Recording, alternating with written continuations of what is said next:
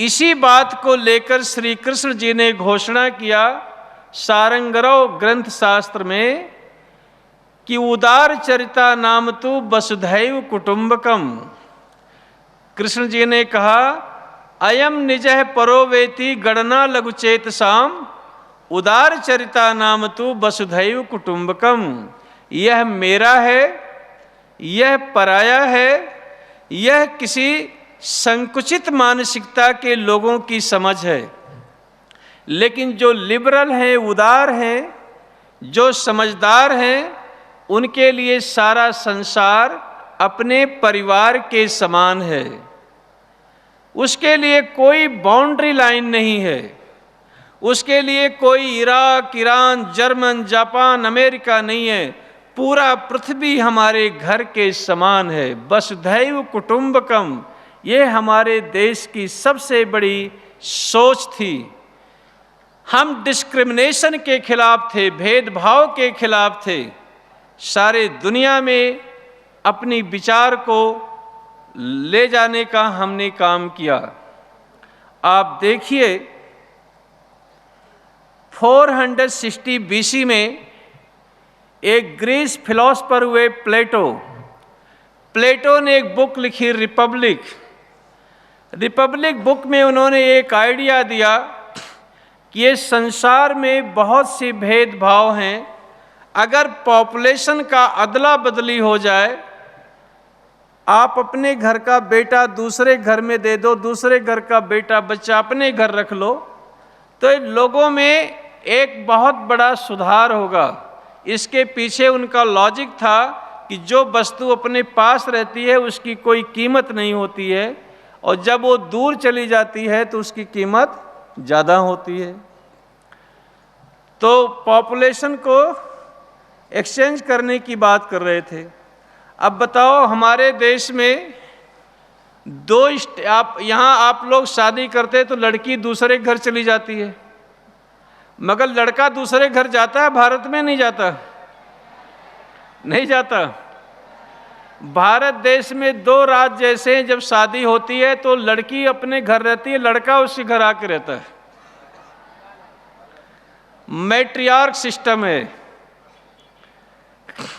वहाँ बच्चे की पहचान पिता से नहीं होती है, बच्चे की पहचान माँ से होती है।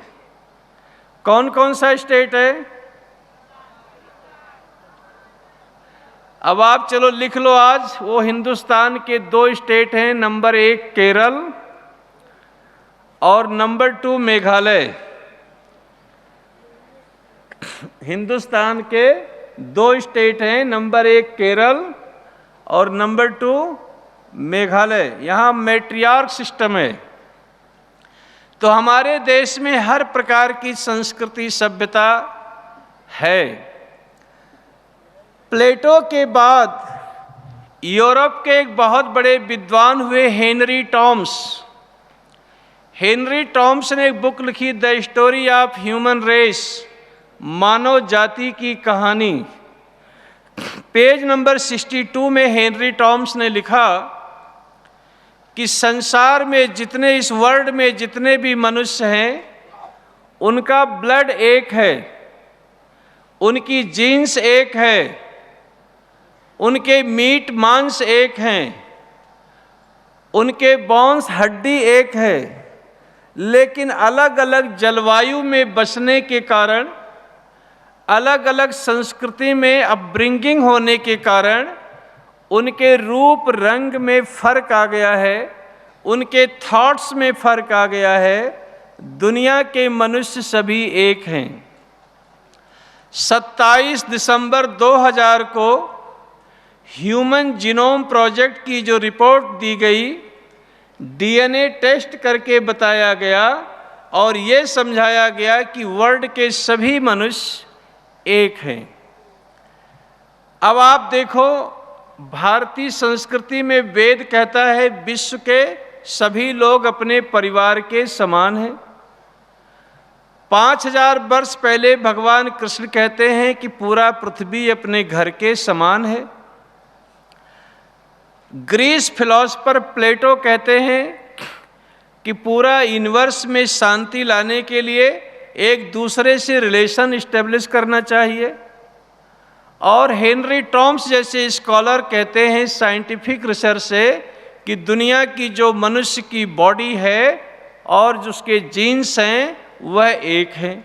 और डीएनए टेस्ट करके दिसंबर 2000 में ये भी रिपोर्ट दी कि मनुष्य की एक रेस है, एक जाति है।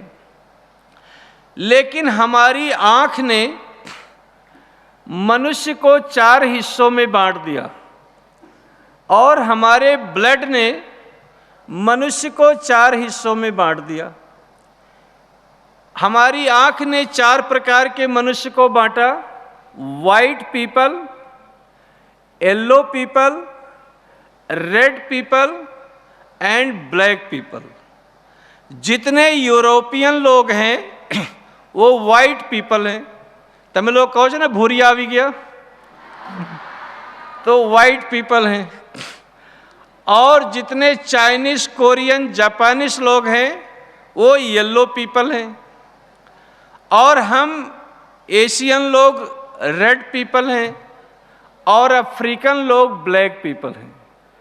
तो ये कलर का भेद करके हमारी आँख ने दुनिया के मनुष्यों को 4 हिस्सों में बांट दिया।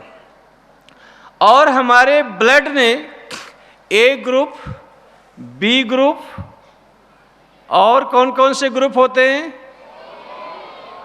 और चौथा ओ ग्रुप।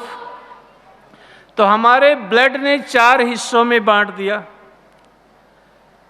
तो हमारी आँख ने दुनिया को 4 हिस्सों में बांटा और हमारे ब्लड ने दुनिया को 4 हिस्सों में बांट दिया। लेकिन हमारे दिमाग ने दुनिया को अनेकों हिस्सों में बांट दिया। इसीलिए जब भारतीय चिंतनशील मनीषी आयुर्वेद नाम का ग्रंथ लिख रहे थे तो उन्होंने क्या कहा कि संसार दीर्घ रोगस्य सुविचारो परम औषधि। संसार दीर्घ रोगी है और अच्छे विचार ही परम औषधि हैं। प्यारे बच्चों, अगर आप अच्छी आइडिया फैलाते हैं, अच्छे विचार लेकर के जाते हैं तो वह दुनिया में पीस लाएगा, प्रॉस्पेरिटी लाएगा। हमारे देश में एक बहुत बड़े महात्मा हुए, उनका नाम था गुरु नानक। नाम सुना आप लोगों ने? तो गुरु नानक ने एक गांव में गए यात्रा करते समय, तो गांव के लोगों ने उन्हें गाली दिया, पत्थर मारा और बहुत इंसल्ट किया। तो गुरु जी ने बड़ा आशीर्वाद दिया कि आप लोग यहीं बसे रहो। परमात्मा वाहे गुरु आपको समझ दे, आप समृद्ध हो, यहीं बसे रहो। और गुरु जी बिना कुछ खाए पिए पत्थर की मार खा के, गाली सुन के उस गांव से चले गए। दूसरे गांव में गए तो दूसरे गांव के लोग सोचे गुरु जी आ रहे हैं, दौड़ करके दूसरे से रिसीव किए, उनके पैरों के नीचे कपड़े बिछा रहे हैं, लोट लोट कर जमीन पे प्रणाम कर रहे हैं। कोई पानी ला रहा, कोई दूध ला रहा, कोई भोजन ला रहा। जब गुरु जी ने भोजन आदि करके विश्राम किया तो बोला आप तुम लोग यहां से उजड़ जाओ।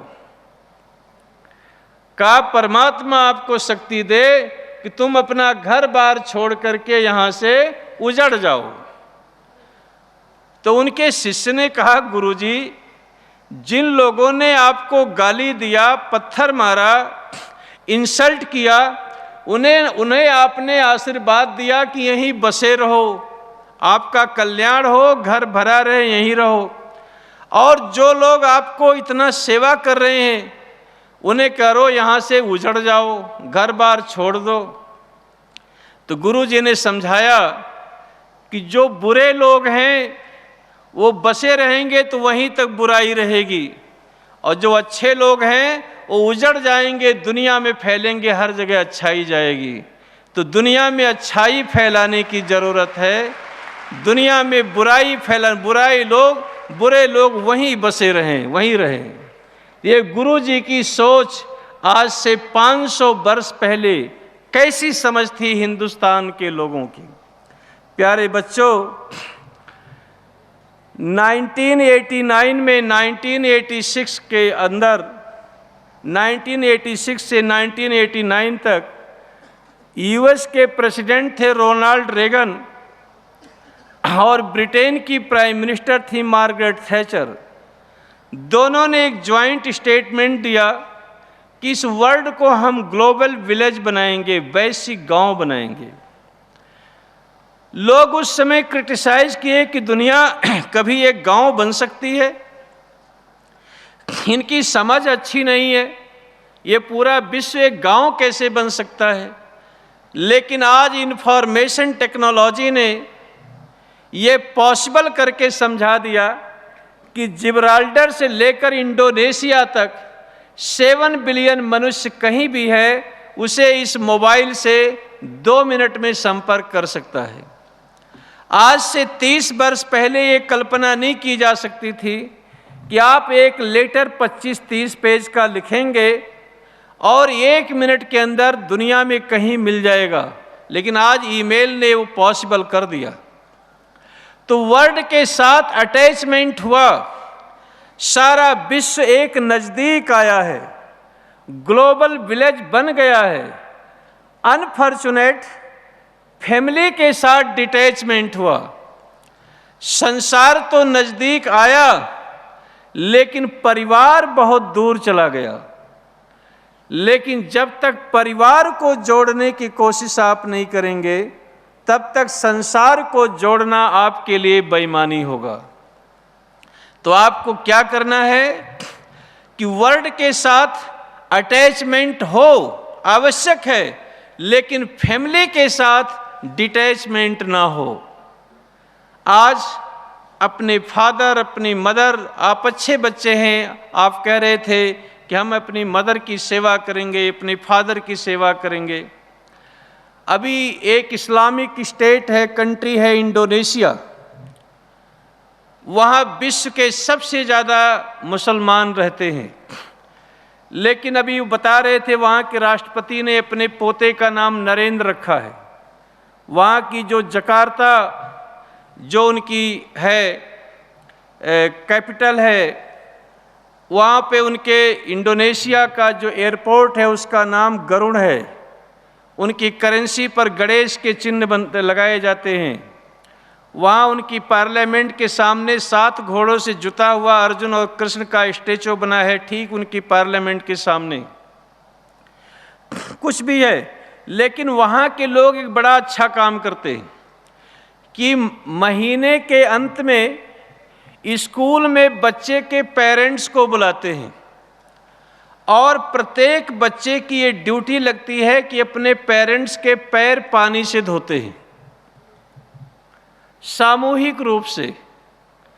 क्यों करते हैं? चूँकि वो स्कूल में ये सामूहिक रूप से डेमोस्ट्रेट करते हैं कि हमें अपने पेरेंट्स का रिस्पेक्ट करना है।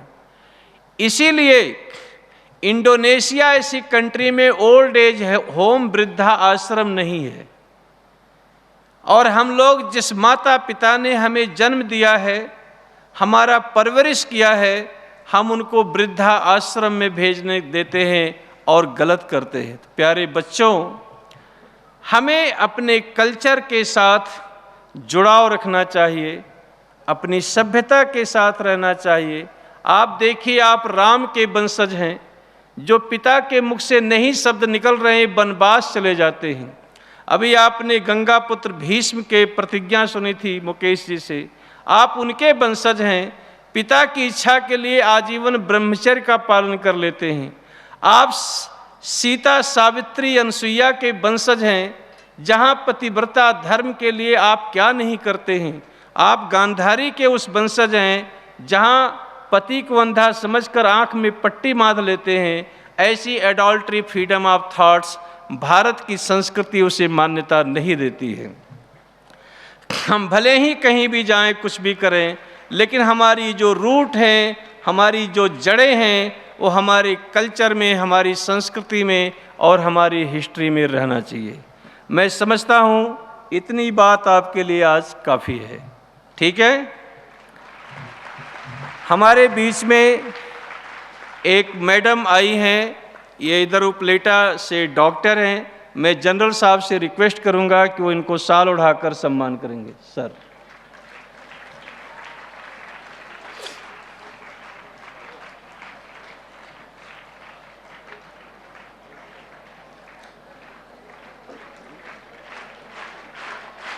आप फोर्स के ऑफिसर में से कोई बात करना चाहेंगे 5-10 मिनट? नहीं, फोर्स के हमारे जो ऑफिसर हैं, ARF, NDRF, BSF, आर्मी के लोग कोई हैं, अगर कुछ बात करना चाहते हैं 5-10 मिनट किसी को? थैंक यू मैम, बैठिए, आएंगे। चलिए, हमारे NDRF के टवैसी साहब आ रहे हैं, इनके प्रसाद जी हैं, इनके लिए एक बार जोरदार ताली बजा करके आप इनका रिस्पेक्ट करेंगे। और मुझे ये कहते हुए कोई संकोच नहीं है कि अगर NDRF हमारा साथ ना दे तो यह शिविर लगाना हमारे लिए असंभव है। और इन लोगों का इतना बड़ा समर्थन, सहयोग, एक बार इसके लिए खड़े होकर के आप लोग इनके लिए ताली बजाएंगे। NDRF फोर्स के लिए आप लोग को इतना बड़ा कंट्रीब्यूशन है। और अच्छा, एक बार बोलिए जय हिंद। गुड। देखिए सर, हमारे बच्चे आपके स्वागत के लिए खड़े हैं, बैठ जाओ बेटे। और ये आप साहब बात करके सीधी कर दिया।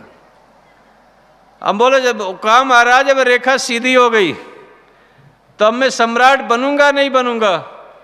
तो एस्ट्रोलॉजर बेचारा देखता रह गया और उसने कहा, जो अपनी रेखा खुद अपने हाथ की रेखा अपने आप बना सकता है, उसे सम्राट बनने में दुनिया में कोई रोक नहीं सकता है। हमारे यहाँ अथर्ववेद में समझाया गया था, अयम में हस्तो भगवान अयम में भगवत्तर है।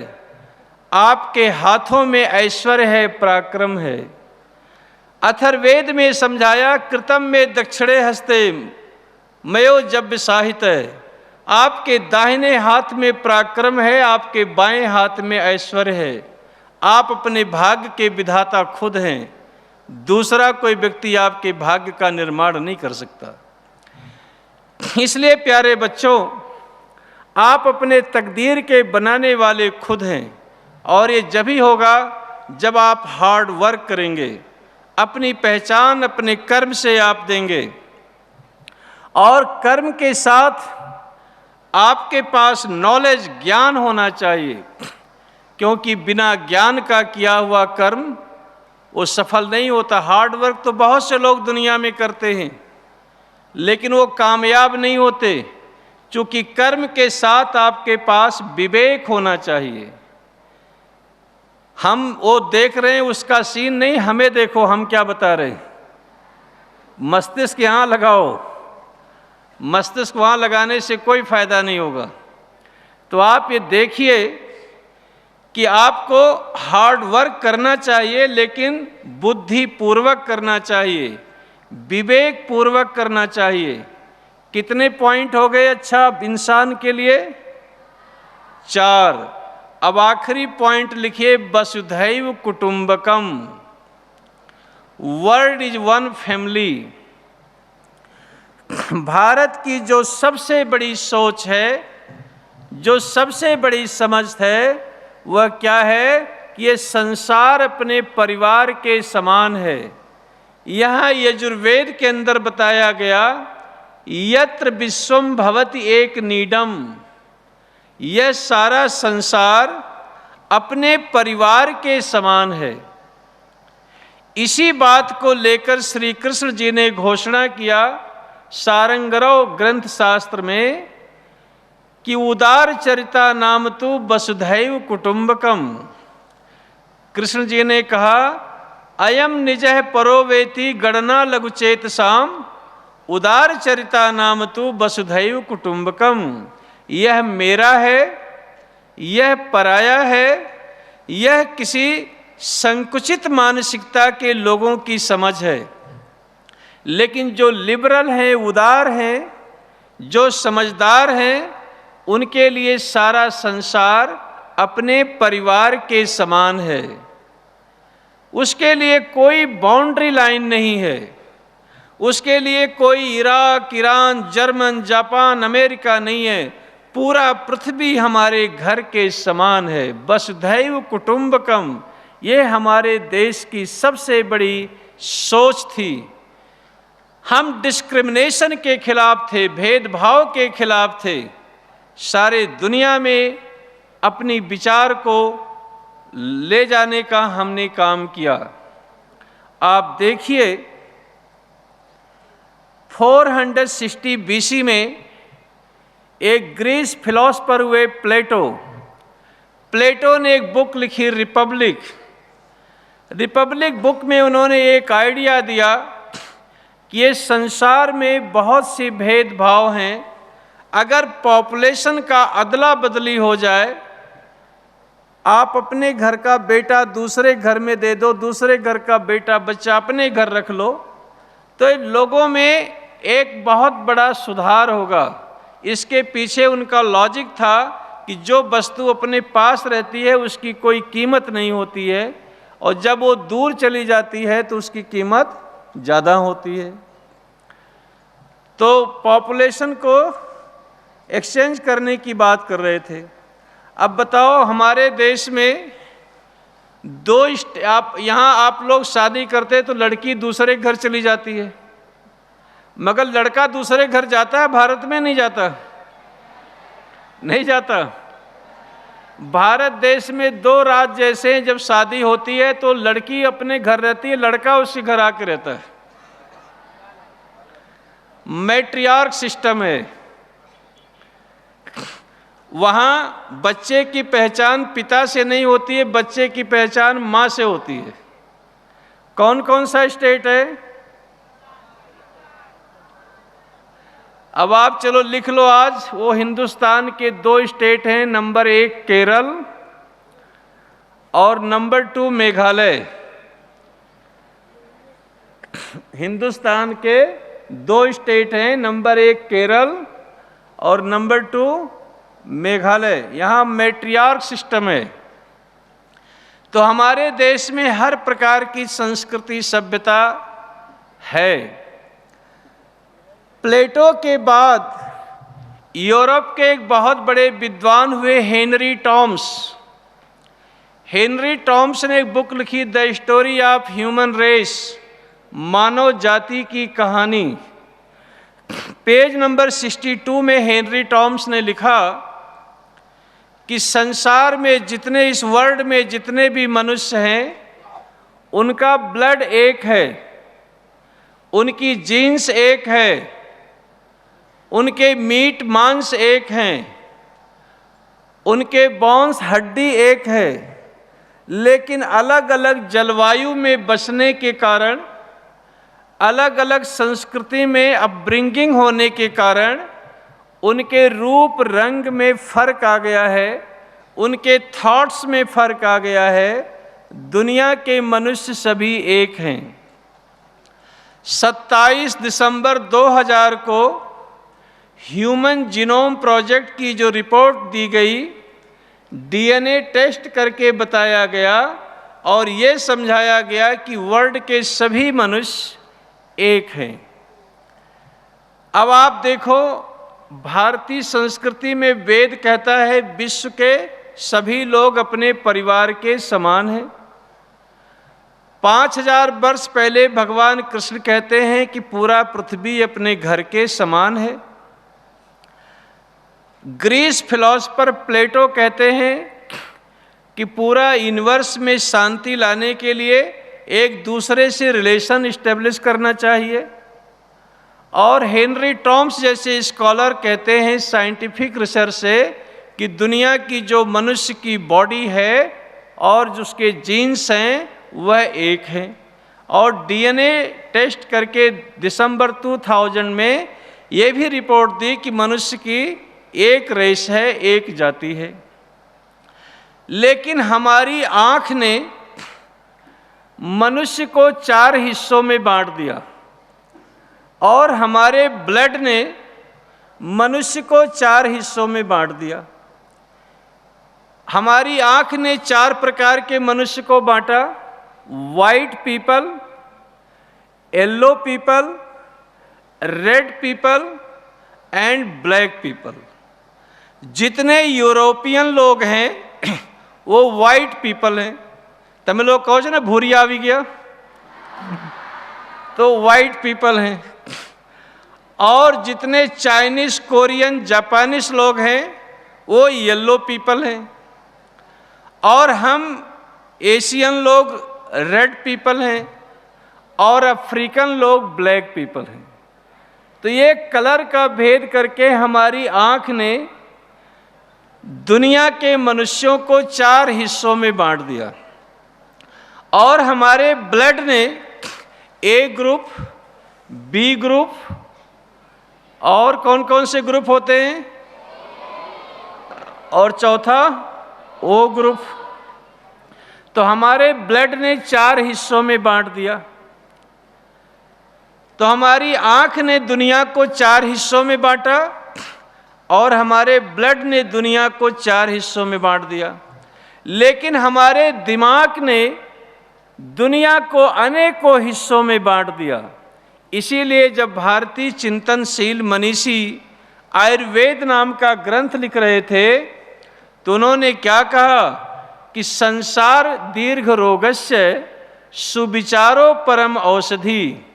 संसार दीर्घ रोगी है और अच्छे विचार ही परम औषधि हैं। प्यारे बच्चों, अगर आप अच्छी आइडिया फैलाते हैं, अच्छे विचार लेकर के जाते हैं, तो वह दुनिया में पीस लाएगा, प्रॉस्पेरिटी लाएगा। हमारे देश में एक बहुत बड़े महात्मा हुए, उनका नाम था गुरु नानक। नाम सुना आप लोगों ने?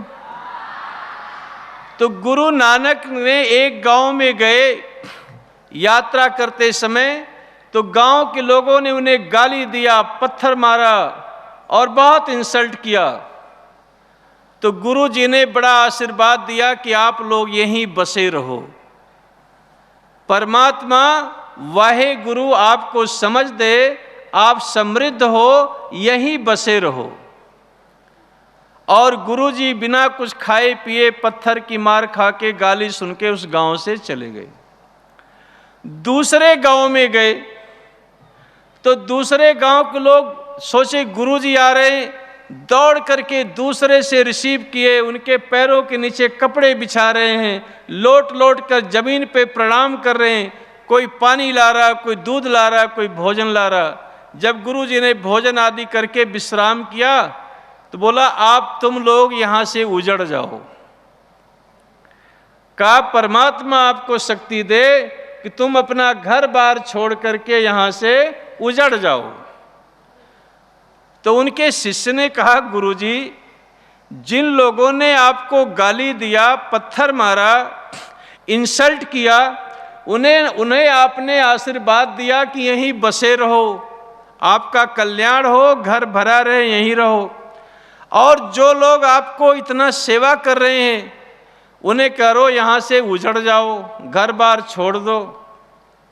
तो गुरु जी ने समझाया कि जो बुरे लोग हैं वो बसे रहेंगे तो वहीं तक बुराई रहेगी, और जो अच्छे लोग हैं वो उजड़ जाएंगे, दुनिया में फैलेंगे, हर जगह अच्छाई जाएगी। तो दुनिया में अच्छाई फैलाने की ज़रूरत है, दुनिया में बुराई बुरे लोग वहीं बसे रहें, वहीं रहें। ये गुरु जी की सोच आज से 500 वर्ष पहले कैसी समझ थी हिंदुस्तान के लोगों की। प्यारे बच्चों, 1989 में 1986 के अंदर 1986 से 1989 तक यूएस के प्रेसिडेंट थे रोनाल्ड रेगन, और ब्रिटेन की प्राइम मिनिस्टर थी मार्गरेट थैचर। दोनों ने एक जॉइंट स्टेटमेंट दिया कि इस वर्ल्ड को हम ग्लोबल विलेज बनाएंगे, वैश्विक गांव बनाएंगे। लोग उस समय क्रिटिसाइज किए कि दुनिया कभी एक गांव बन सकती है, इनकी समझ अच्छी नहीं है, ये पूरा विश्व एक गांव कैसे बन सकता है। लेकिन आज इंफॉर्मेशन टेक्नोलॉजी ने ये पॉसिबल करके समझा दिया कि जिब्राल्टर से लेकर इंडोनेशिया तक 7 बिलियन मनुष्य कहीं भी है, उसे इस मोबाइल से 2 मिनट में संपर्क कर सकता है। आज से 30 वर्ष पहले ये कल्पना नहीं की जा सकती थी कि आप एक लेटर 25-30 पेज का लिखेंगे और 1 मिनट के अंदर दुनिया में कहीं मिल जाएगा। लेकिन आज ईमेल ने वो पॉसिबल कर दिया। तो वर्ल्ड के साथ अटैचमेंट हुआ, सारा विश्व एक नज़दीक आया है, ग्लोबल विलेज बन गया है। अनफॉर्चुनेट फैमिली के साथ डिटैचमेंट हुआ। संसार तो नजदीक आया, लेकिन परिवार बहुत दूर चला गया। लेकिन जब तक परिवार को जोड़ने की कोशिश आप नहीं करेंगे, तब तक संसार को जोड़ना आपके लिए बेईमानी होगा। तो आपको क्या करना है कि वर्ल्ड के साथ अटैचमेंट हो, आवश्यक है, लेकिन फैमिली के साथ डिटैचमेंट ना हो। आज अपने फादर, अपनी मदर, आप अच्छे बच्चे हैं, आप कह रहे थे कि हम अपनी मदर की सेवा करेंगे, अपने फादर की सेवा करेंगे। अभी एक इस्लामिक स्टेट है, कंट्री है इंडोनेशिया, वहाँ विश्व के सबसे ज़्यादा मुसलमान रहते हैं। लेकिन अभी वो बता रहे थे वहाँ के राष्ट्रपति ने अपने पोते का नाम नरेंद्र रखा है। वहाँ की जो जकार्ता, जो उनकी है कैपिटल है, वहाँ पे उनके इंडोनेशिया का जो एयरपोर्ट है उसका नाम गरुड़ है। उनकी करेंसी पर गणेश के चिन्ह लगाए जाते हैं। वहाँ उनकी पार्लियामेंट के सामने 7 घोड़ों से जुता हुआ अर्जुन और कृष्ण का स्टैचू बना है, ठीक उनकी पार्लियामेंट के सामने। कुछ भी है, लेकिन वहाँ के लोग एक बड़ा अच्छा काम करते हैं कि महीने के अंत में स्कूल में बच्चे के पेरेंट्स को बुलाते हैं और प्रत्येक बच्चे की ये ड्यूटी लगती है कि अपने पेरेंट्स के पैर पानी से धोते हैं, सामूहिक रूप से। क्यों करते हैं? चूंकि वो स्कूल में ये सामूहिक रूप से डेमोस्ट्रेट करते हैं कि हमें अपने पेरेंट्स का रिस्पेक्ट करना है। इसीलिए इंडोनेशिया ऐसी कंट्री में ओल्ड एज होम, वृद्धा आश्रम नहीं है। और हम लोग जिस माता पिता ने हमें जन्म दिया है, हमारा परवरिश किया है, हम उनको वृद्धा आश्रम में भेजने देते हैं और गलत करते हैं। तो प्यारे बच्चों, हमें अपने कल्चर के साथ जुड़ाव रखना चाहिए, अपनी सभ्यता के साथ रहना चाहिए। आप देखिए, आप राम के वंशज हैं, जो पिता के मुख से नहीं शब्द निकल रहे हैं, वनवास चले जाते हैं। अभी आपने गंगा पुत्र भीष्म के प्रतिज्ञा सुनी थी मुकेश जी से, आप उनके वंशज हैं, पिता की इच्छा के लिए आजीवन ब्रह्मचर्य का पालन कर लेते हैं। आप सीता, सावित्री, अनसुईया के वंशज हैं, जहाँ पतिव्रता धर्म के लिए आप क्या नहीं करते हैं। आप गांधारी के उस वंशज हैं, जहाँ पति को अंधा समझकर आंख में पट्टी बांध लेते हैं। ऐसी adultery, freedom of thoughts Bharat की संस्कृति उसे मान्यता नहीं देती है। हम भले ही कहीं भी जाएं, कुछ भी करें, लेकिन हमारी जो रूट है, हमारी जो जड़ें हैं, वो हमारे कल्चर में, हमारी संस्कृति में और हमारी हिस्ट्री में रहना चाहिए। मनुस्मृति का श्लोक कि दृष्टिपूतम नसेत पादम वस्त्रपूतम जलम पिबेत सत्यपूताम बदेद वाचम मनः पूतम समाचरेत। आँख को पवित्र करके पैर को पृथ्वी पर रखो। इसका मतलब क्या होता है? इस आँख से किसी पुरुष अपने पत्नी को छोड़कर संसार की किसी भी स्त्री को देखे तो ये मेरी माँ है, मेरी बहन है, मेरी बेटी है। इस आँख से कोई स्त्री अपने पति को छोड़कर दुनिया के किसी भी पुरुष को देखे तो ये मेरा पिता है, मेरा पुत्र है, मेरा भाई है। और इस आँख से किसी प्राणी को देखे तो यजुर्वेद में कहा मित्रस्य मा चक्षा सर्वाणि भूतान समीक्षन्ताम। संसार के सभी प्राणियों को अपनी मित्रवत दृष्टि से देखो। अगर इस प्रकार से आंखें पवित्र नहीं हैं तो पैर को पृथ्वी पर मत रखो, अपने बिस्तर पर ही रहने दो। दृष्टिपूतम नसेत पादम वस्त्रपूतम जलम पिबेत। पानी को छान कर प्योरीफाइड करके उसे पीना चाहिए।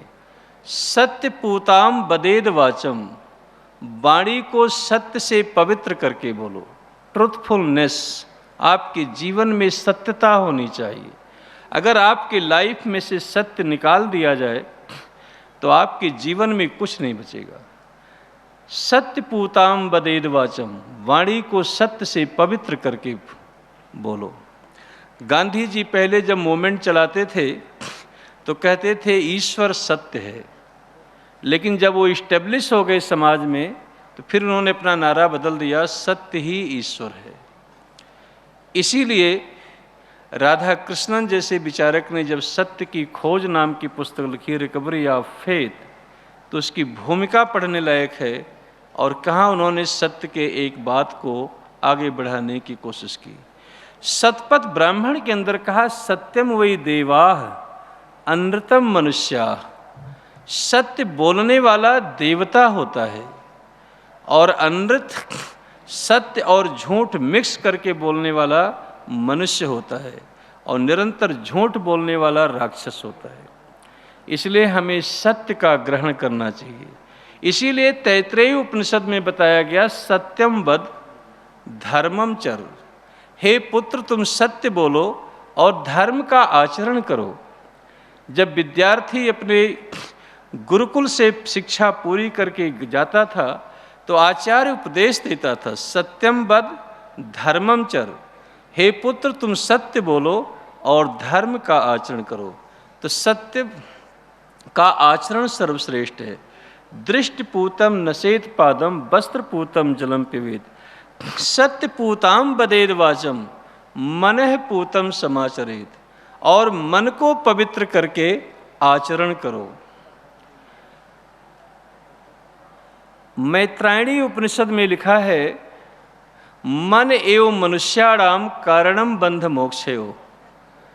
मन ही मनुष्य के जीवन का ऐसा एलिमेंट है जो बंधन में ले जाए या वो मुक्ति को दिलाए। इसलिए हमारे जीवन में मन सबसे बड़ा एलिमेंट तत्व है। हमारे योग दर्शन के ऋषि महर्षि पतंजलि ने 195 सूत्र की रचना करके योग दर्शन बनाए।